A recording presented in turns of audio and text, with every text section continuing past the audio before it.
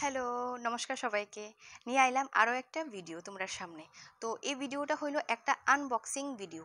তো আমি কি অর্ডার করছিলাম, কেন অর্ডার করছিলাম সবকিছু শেয়ার করুম তোমরার সামনে। তো ভিডিওটা স্কিপ না কইরা দেখার অনুরোধ রইল। তো তোমরা ভিডিওটা দেখতে থাকো আর আমি প্যাক করতে থাকি। তো নও বইয়া গেলাম প্যাকিং কাটতে, না অপারেশন করতে।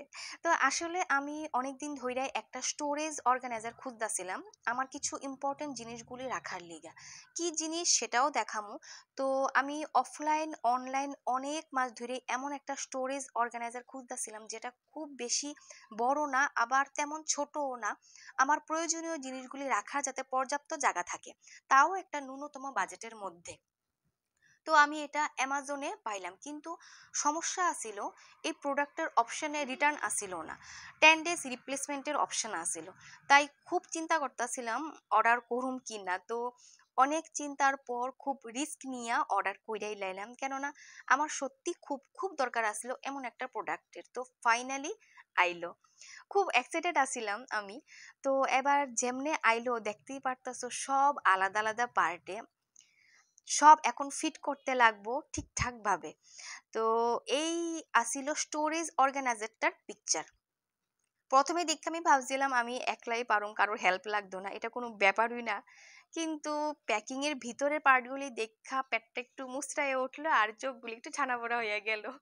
তো আমার চেহারা দেখে বুঝাই গেছিল ঘরের মানুষ যে এটা আমার একলা সম্ভব না।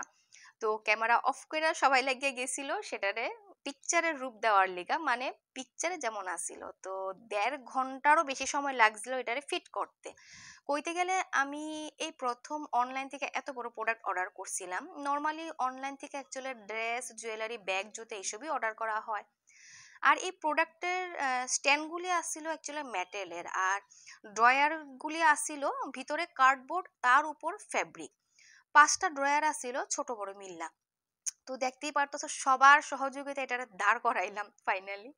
এবার ড্রয়ার গুলি ফিট করা বাকি, ছেলে এখানে ড্রয়ারের হ্যান্ডেল গুলি ফিট করতেছিল। এখানে তারা কেমনে কেমনে ফিট করতে লাগবো সেটার ইনস্ট্রাকশনও দিয়ে দিছিল, তারপরেও আমরা ফিট করতে গিয়ে মাঝখানে ভুল ভাল করে লাইছিলাম, তারপর আবার খুললা ফিট করতে লাগছে। তারা অনেক ছোট বড় নাটও দিয়া দিছিল। তো এবার ড্রয়ারের হ্যান্ডেল গুলিও লাগানো কমপ্লিট। তো আমি ড্রয়ার গুলি ফিট কইরা নিলাম। তো এবার দেখো ফাইনাল লুক, আমার যা খুশি লাগতেছিল না দেখা সত্যি। তো চলো এবার তোমরারে দেখাই কি জিনিস আমি রাখুম। তো অনেকেই জানো, আবার অনেকেই জানো না, আমার অ্যাকচুয়ালি হ্যান্ডমেড জুয়েলারি বিজনেস আছে। আর এই বিজনেস আমার বিগত 8 বছর ধরে চলতেছে।